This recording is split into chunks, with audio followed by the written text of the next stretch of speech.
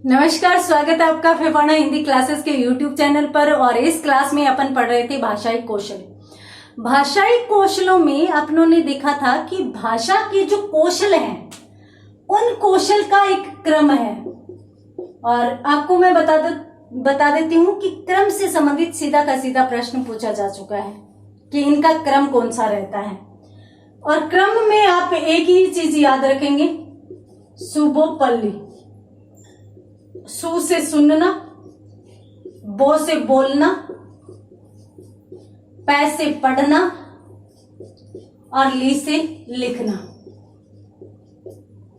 ये चार जो है वो भाषा के कौशल कहे जाते हैं। उनमें क्रम 1 नंबर पर ये रहता है, 2 नंबर पर ये, 3 पर ये, 4 पर ये, यानी इस प्रकार से ये चारों क्रम में रहते हैं। क्यों रहते हैं? क्योंकि सबसे पहले बालक सुनता है, उसके बाद बालक बोलता है, उसके बाद बालक पढ़ता है और अंत में बालक लिखना सीखता है। तो इसलिए इसका एक क्रम होता है। बच्चा कभी भी सुनने से पहले बात नहीं करेगा। जब वो थोड़ा सा बड़ा होगा, जब वह शब्दों के उच्चारण की क्षमता को प्राप्त कर लेगा, तब उसे बोलना सिखाया जाएगा। बोल बेटा, ना ना। तो इस प्रकार से उसे सुनाया जाएगा पहले, और जब वह सुनेगा तो उसी प्रकार से बोलने का प्रयास करेगा।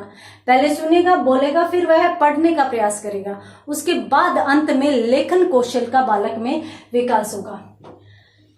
मैंने ये बात यहाँ पर फिर से क्यों बताई है? इसलिए कि अपन श्रवण कौशल पढ़ चुके हैं, बोलना यानी भाषण कौशल भी पढ़ चुके हैं। आज अपन शुरू करने जा रहे हैं तीसरा कौशल यानी पढ़ना कौशल। तो पढ़ना कौशल अपन यहाँ पर देख रहे हैं। देखिए, पठन कौशल।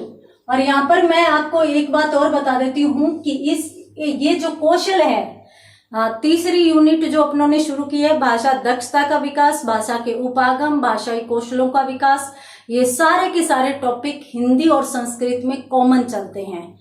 तो कोशिश कीजिए कि सभी की सभी क्लासेस अच्छे से देख लें, क्योंकि दोनों भाषाओं की शिक्षण विधियां यहाँ पर क्लियर हो रही है। दोनों भाषाओं से संबंधित आपने 2 लैंग्वेजेस का चयन किया है, 2 भाषाओं का चयन किया है, जिसमें से यदि आपके पास हिंदी और संस्कृत है तो इसमें ये यूनिट सेम रहेगी। और हिंदी व संस्कृत में यदि अपन शिक्षण विधियों की बात करें तो महत्वपूर्ण रूप से कुछ शिक्षण विधियां ही अलग है। शिक्षण की विधियां है ना, वो कुछ अलग कही जा सकती है संस्कृत में। बाकी मूल्यांकन, उपलब्धि परीक्षण, भाषाई कौशल, भाषा दक्षता, भाषा के उपागम बिल्कुल सेम टॉपिक होते हैं। तो यहाँ पर आपकी दोनों भाषाओं से संबंधित शिक्षण विधियां क्लियर हो रही है। और शिक्षण विधियों की बात करें, जो संस्कृत की अलग शिक्षण विधियां हैं उनकी अपन एक क्लास लेंगे और उसमें सभी के सभी क्लियर कर लेंगे। पठन कौशल, सबसे पहले अपन बात करते हैं कि इस शब्द की रचना या उत्पत्ति कैसे हुई। उत्पत्ति कैसे हुई? उत्पत्ति व अर्थ दोनों की बात कर लेते हैं। तो देखिए,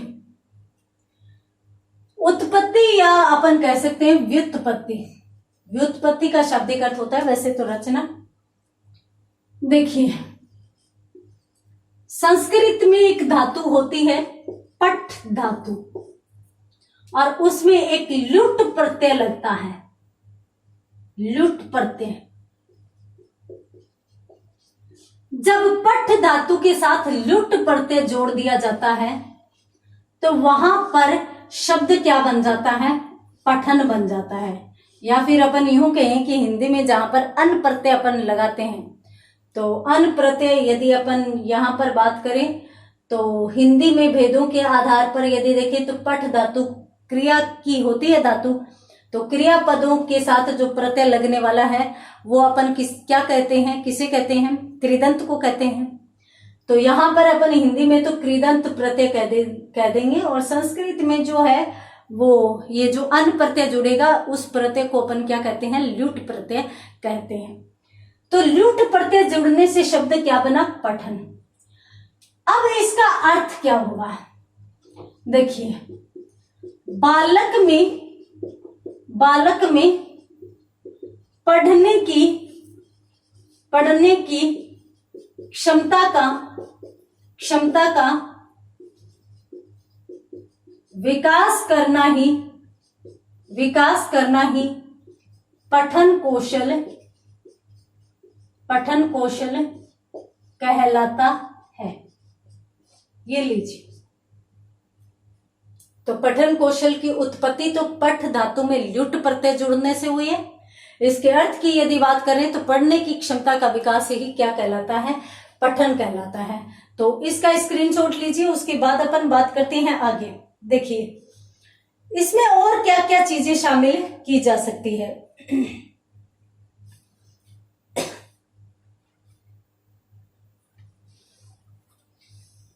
अपन मान सकते हैं वर्तमान में जो विभिन्न 4 कौशल हैं, भाषा के मूलभूत 4 कौशल माने जाते हैं, और वर्तमान दृष्टि से यदि अपन देखें तो सबसे महत्वपूर्ण कौशल चारों में से पठन कौशल है। सबसे महत्वपूर्ण पढ़ना है। अपन कहते हैं ना कि पढ़ाई करो, पढ़ाई के बिना कुछ नहीं होता। और अगर एग्जाम की दृष्टि से देखें तो लिखना तो बंद ही हो गया है, क्योंकि ऑब्जेक्टिव टाइप क्वेश्चन आते हैं, वस्तुनिष्ठ प्रश्न आते हैं। तो वस्तुनिष्ठ प्रश्नों में अपने लिखने का तो कोई काम ही नहीं है, सीधे गोले बनाओ, हाँ गोले काले करो और अपना काम हो गया। तो इसलिए वर्तमान एग्जाम की दृष्टि से यदि अपन देखें तो सबसे महत्वपूर्ण कौशल कौन सा बन गया है? पढ़ना। यदि आप अच्छे से पढ़ रहे हो, अच्छे तरीके से पढ़ रहे हो, अच्छा पढ़ रहे हो, बहुत पढ़ रहे हो, तो आप सक्सेस हो। तो इसलिए अपन यूं कह सकते हैं कि वर्तमान दृष्टि से पठन कौशल एक महत्वपूर्ण कौशल माना जाता है। महत्वपूर्ण कौशल माना जाता है। यहां पर मैं एक चीज और बता देती हूं आपको। देखिए 3R होते हैं, रीडिंग, राइटिंग, रिथमेटिक, ठीक है। 3R होते हैं। अपन कह सकते हैं कि 3R, यानी ये 3R होते हैं। 3R में यदि अपन बात करें तो रीडिंग, राइटिंग और रिथमेटिक। रीडिंग, राइटिंग, रिथमेटिक, इन 3 में 3R है ना, रीडिंग, राइटिंग और रिथमेटिक। हालांकि ये हिंदी के आर है, अपन इंग्लिश के आर नहीं कहेंगे, क्योंकि राइटिंग में अगर अपन लिखते हैं तो W से स्पेलिंग शुरू होती है। तो रीडिंग, राइटिंग और रिथमेटिक में अगर अपन हिंदी में तीनों में रह आ रहा है तो इस दृष्टि से अपन तीनों में R मान लेते हैं। इन तीनों की यदि बात करें तो तीनों में सर्वाधिक तीनों में सर्वाधिक महत्वपूर्ण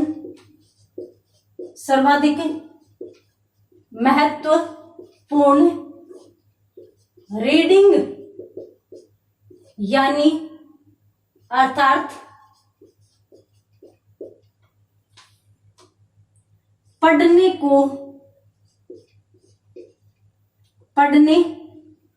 को ही माना जाता है। अर्थात अपन ये कह सकते हैं कि ये जो 3R है इनमें सर्वाधिक महत्वपूर्ण किसको माना जाता है? रीडिंग को माना जाता है। कहते हैं ना रीडिंग लगा लो, तो रीडिंग को सर्वाधिक महत्वपूर्ण माना जाता है। और रीडिंग का शाब्दिक अर्थ भी क्या होता है? पढ़ना होता है। तो इसलिए भी अपन पठन कौशल की महत्ता स्वीकार कर सकते हैं। तो जल्दी से स्क्रीनशॉट लीजिए, उसके बाद अपन बात करते हैं आगे।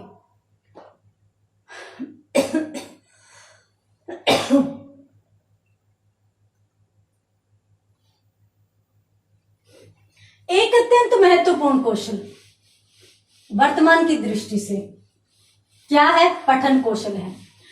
क्यों कौशल है? क्योंकि शिक्षा का पर्यायवाची शब्द है ये। अब आप नहीं समझे, आप सोच रहे होंगे शिक्षा का पर्यायवाची कैसे हो सकता है ना? देखिए शिक्षा का पर्याय शब्द बन गया ये वर्तमान में पढ़ना। कैसे बन गया है? क्योंकि वर्तमान में यदि किसी को शिक्षित कहा जा सकता है तो उसे कहा जा सकता है जिसे पढ़ना आता है। वर्तमान में यदि किसी की सफलता निश्चित की जा सकती है तो वो पढ़ने के आधार पर की जा सकती है। वर्तमान में यदि किसी को यूं कहा जाए कि तू शिक्षित बन, तो उसे शिक्षित बन कर नहीं कहा जाता, उसे कहा जाता तू पढ़। तो इसलिए अपन ये मान सकते हैं कि ये शब्द है वो एक शिक्षा का पर्याय बन चुका है, तो इसलिए भी ये महत्वपूर्ण माना जा सकता है। शिक्षा का पर्याय शब्द कहलाता है क्योंकि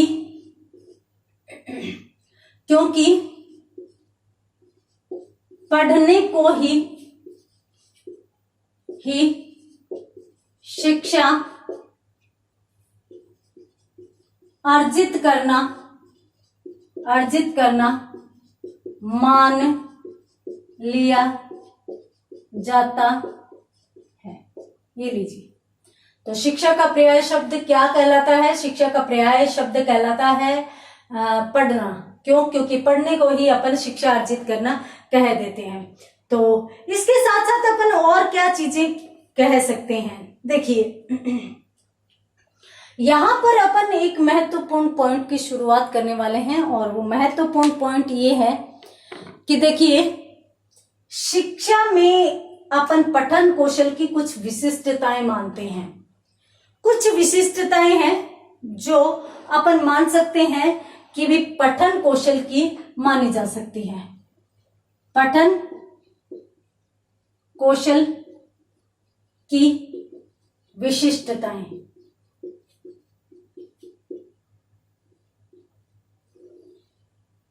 पठन कौशल में विशेष क्या है?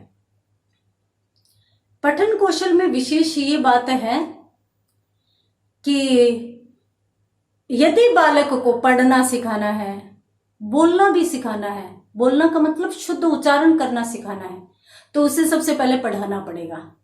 तो इसलिए भी अपन पढ़ने को महत्वपूर्ण मान सकते हैं कि अगर आप पढ़ाई नहीं कर रहे हैं तो आप बोल नहीं पाएंगे। जैसे मान लीजिए आपसे यूं ही पूछ लिया जाए कि शिक्षा क्या है, अब आज तक आपने इस संबंध में कुछ पढ़ा ही नहीं, कुछ देखा ही नहीं। बहुत सी बार अपन ऐसे उत्तर सुनते हैं, सॉरी मुझे पता नहीं है। क्यों? मैंने पढ़ा ही नहीं, मैं देख ही नहीं पाया, मैं पढ़ ही नहीं पाया।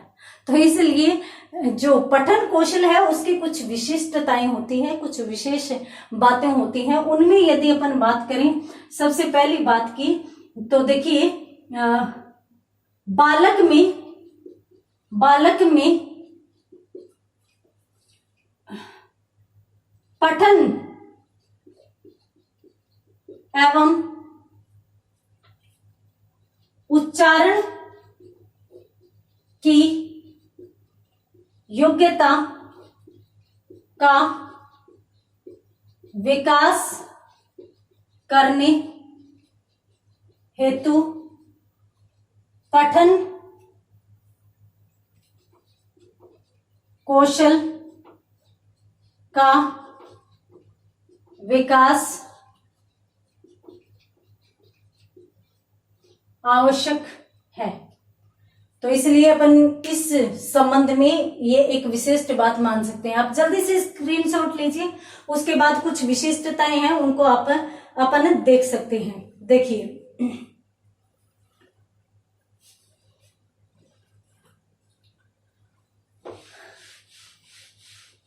इसकी मौलिक विशिष्टता की यदि बात करें ना, पठन कौशल की मौलिक विशिष्टता क्या है, तो अपन मान सकते हैं कि एक तो ध्वनि का ज्ञान करवाना। उच्चारण का अपनों ले लिया, तो उच्चारण के लिए आवश्यक क्या होता है, कौन सा पार्ट सबसे अधिक महत्वपूर्ण होता है, तो उच्चारण के लिए ध्वनि होता है। तो ध्वनि का ज्ञान करवाना भी एक महत्वपूर्ण विशिष्टता मानी जाती है। तो यहां पर अपन यूं कह सकते हैं, आधार रूप में बेसिक तौर पर पठन कौशल की विशिष्टता, पठन कौशल की विशिष्टता क्या है? ध्वनि एवं उच्चारण का ज्ञान करवाना, मूलतः ये ही पठन कौशल की विशेषता मानी जाती है। उसके बाद अपन बात करते हैं पठन कौशल के सोपान। पठन कौशल के सोपान, अब सोपान किसे कहते हैं? सीढ़ियों को कहते हैं। यानी आप पठन कौशल किस प्रकार से सीख पाएंगे, या पठन कौशल में आप उच्च कोटि तक कैसे पहुंच पाएंगे।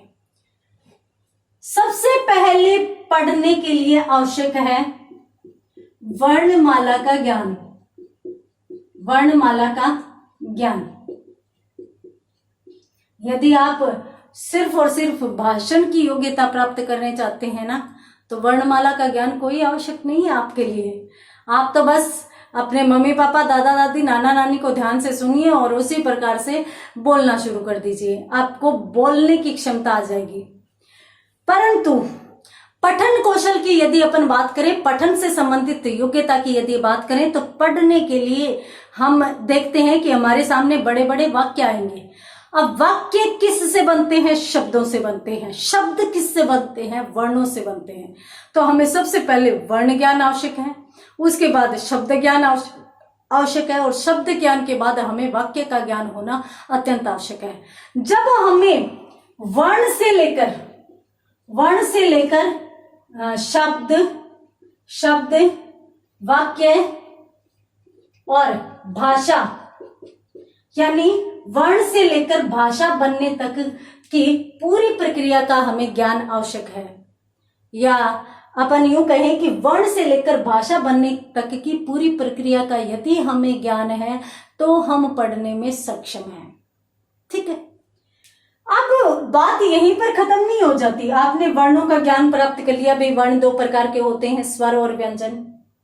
शब्द 4 प्रकार के होते हैं।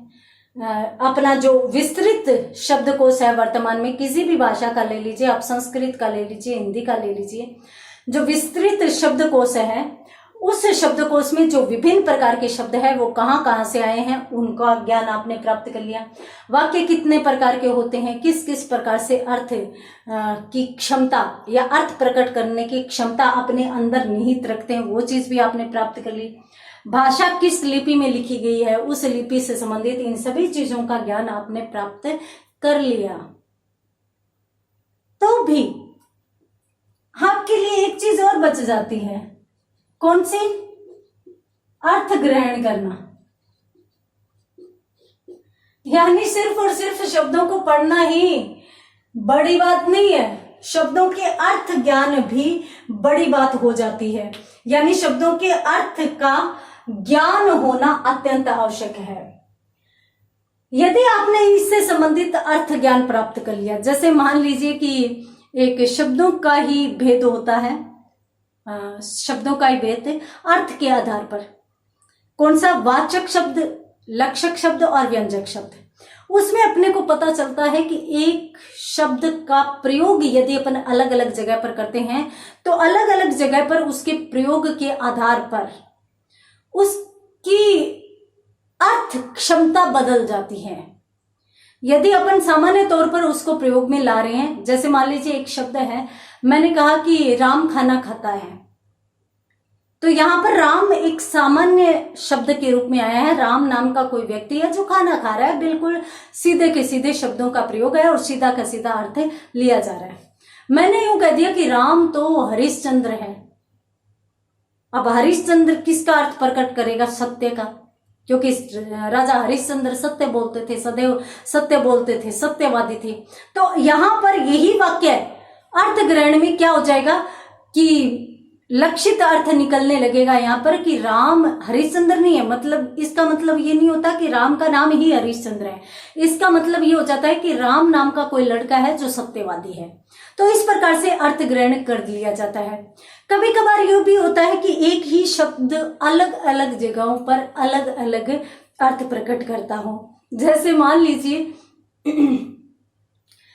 कि सुबह के 7 बज चुके, अब सुबह के 7 बज चुके, किसी ने यूं कह दिया कि 7 बज गए। अब ये समय से संबंधित ये जो शब्द है ना, ये हर एक व्यक्ति के लिए अलग अर्थ प्रकट करेगा, और अलग अर्थ प्रकट करेगा तो ये व्यंजक शब्द माना जाता है। कैसे?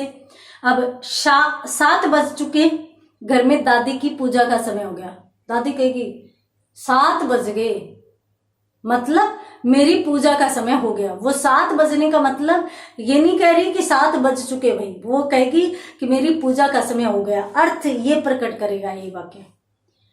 वहीं पर आपकी मम्मी 7 बज गए तो वो खड़ी होकर किचन में चली जाएगी, यानी 7 बजने का मतलब उसके लिए भी 7 बजना नहीं है, उसके लिए उसका मतलब है कि नाश्ता तैयार करना या किचन को संभालना। ठीक है, जैसे ही 7 बजे किसी वर्किंग व्यक्ति के लिए अगर बताया जाए तो वो कहेगा कि 7 बज गए, इसका मतलब उसे ऑफिस के लिए तैयार होना चाहिए, उसे बाहर जाने के लिए तैयार होना चाहिए। एक घर में बच्चा है बहुत छोटा जो 9 बजे उठता है, अब वो 7, जब सब लोग यूं कह रहे थे 7 बज गए 7 बज गए, वो आंख खोलता है, सोचा बेटा अभी 7 ही बजे हैं, यानी सबके लिए देर हो रही थी और वहां पर उस बच्चे के लिए बहुत जल्दी है। तो इसलिए जहां पर इस प्रकार के अर्थ प्रकट हो तो वहां पर अपन मान सकते हैं कि भाई प्रत्येक शब्द की अर्थ क्षमता या शब्द की शक्ति होती है, शब्द शक्ति होती है, वो अलग अलग प्रकार की होती है। तो अपन मान सकते हैं कि उसी प्रकार से हम में भी अर्थ ग्रहण की क्षमता विकसित होनी चाहिए। तो वर्णमाला का ज्ञान हो गया, उसके बाद अपन अर्थ ग्रहण क्षमता का विकास भी समझ सकते हैं। इसमें एक चीज और आती है पठन कौशल के सोपान में। देखिए, पहले आपने क्या कर लिया, पहले आपने वर्णमाला का ज्ञान प्राप्त कर लिया, उसके बाद आपने अर्थ ग्रहण कर लिया। अब आप जो पाठ्य वस्तु है, पाठ्य वस्तु, उसको क्रमबद्ध तरीके से पढ़िए। क्रमबद्ध, उसको क्रमबद्ध करना भी इसका एक सोपान। अंत में आप इस संबंधी योग्यता प्राप्त कर पाते हैं, शुरू में आप में इस संबंधी क्षमता का विकास नहीं होता। सबसे पहले वर्णमाला का ज्ञान, उसके बाद अर्थ ग्रहण करना, और अंत में आप पाठ्य वस्तु को व्यवस्थित कर सकते हैं। कैसे? बाद में आपको पता चलेगा कि देखिए, अगर आप हिंदी पढ़ रहे हैं तो सबसे पहले आपको वर्ण पढ़ने हैं, उसके बाद शब्द पढ़ने हैं, शब्दों में भी आपको सबसे पहले विकारी पढ़ने हैं, फिर अविकारी पढ़ने हैं, फिर आप वर्णों का मेल पढ़ेंगे यानी संधि पढ़ेंगे, फिर आप शब्दों का मेल यानी समास पढ़ेंगे। और शब्द और किस किस से बनते हैं? उपसर्ग प्रत्यय से। तो बाद में आपको उपसर्ग प्रत्ययों का ज्ञान होना चाहिए। ये चीज आप कब निश्चित कर पाएंगे? जब आपने इन दोनों कौशलों का विकास प्राप्त कर लिया है। कौशलों का विकास माने इन दोनों सीढ़ियों पर आप चढ़ गए हो, तब आपके लिए ये सीढ़ी खुलेगी और फिर आपको इस सीढ़ी पर चढ़ना है। तो जल्दी से स्क्रीनशॉट लीजिए। यहां पर अपनों ने देखा कि भाई पठन कौशल के सोपान, पठन कौशल के कितने सोपान हो सकते हैं? 3 सोपान हो सकते हैं। वर्णमाला का ज्ञान, अर्थ ग्रहण करना, और उसके बाद पाठ्य वस्तु को क्रमबद्ध करना। जल्दी से स्क्रीनशॉट लीजिए। उसके बाद अपन देखते हैं पठन कौशल का उद्देश्य। देखिए, पठन कौशल के उद्देश्यों की यदि अपन बात करें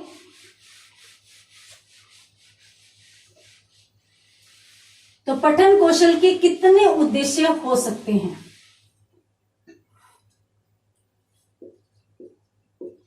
उद्देश्य, सबसे पहले यदि अपन उद्देश्य की बात करें तो वही है जो अपनों ने देखा था, ध्वनि व उच्चारण का ज्ञान करवाना। बालक को ध्वनि व उच्चारण का ज्ञान करवाने हेतु पठन कौशल का ज्ञान अत्यंत आवश्यक है। उसके बाद यदि अपन बात करें तो ध्वनि के जो प्रतीक हैं, ध्वनि प्रतीकों को देखकर समझने की क्षमता का विकास करना। बालक में ध्वनि प्रतीकों को देखकर उससे संबंधित क्षमता की विकास या क्षमता का विकास करना या विकसित करना ही इस कौशल का एक प्रमुख उद्देश्य कहा जा सकता है। इसके साथ साथ ये जो स्वर समूह हैं, समूह है उसके स्वर समूह के आरोह है अवरोह है, स्वर समूह के आरोह व अवरोह का ज्ञान करवाना भी इसका एक उद्देश्य कहा जा सकता है। आरोह अवरोह का मतलब है कि भाई कौन से ऐसे हैं जिनमें उतार चढ़ाव वर्णों में आएगा। उसके साथ साथ यदि अपन बात करें तो पढ़कर अर्थ ग्रहण करने की क्षमता का, पढ़कर अर्थ ग्रहण करने की क्षमता का विकास करना भी इसका एक प्रमुख उद्देश्य है। इसके साथ साथ यदि अपन बात करें तो देखिए भावों के अनुसार अपन कह सकते हैं, भावों के अनुसार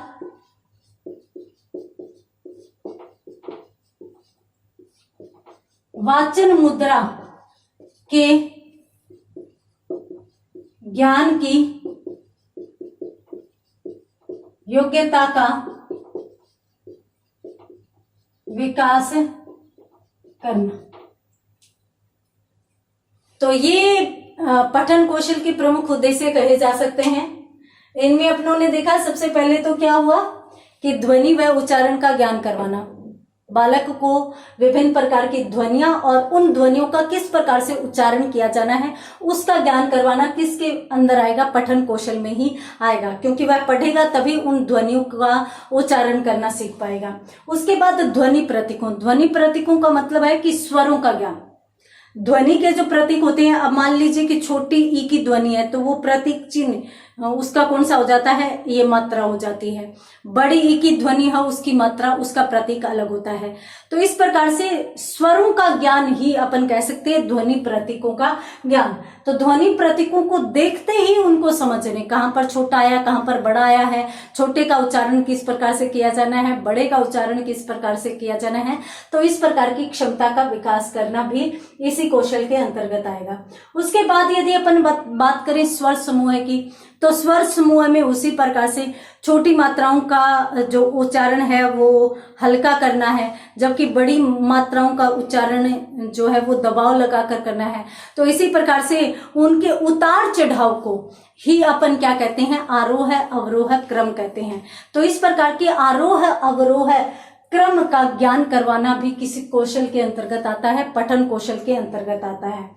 पढ़कर अर्थ ग्रहण करने की ये सामान्य सी बात है। बालक जब तक पढ़ने की क्षमता का विकास, पूर्ण विकास नहीं कर लेता, तब तक उसमें अर्थ ग्रहण की क्षमता का विकास नहीं हो पाता।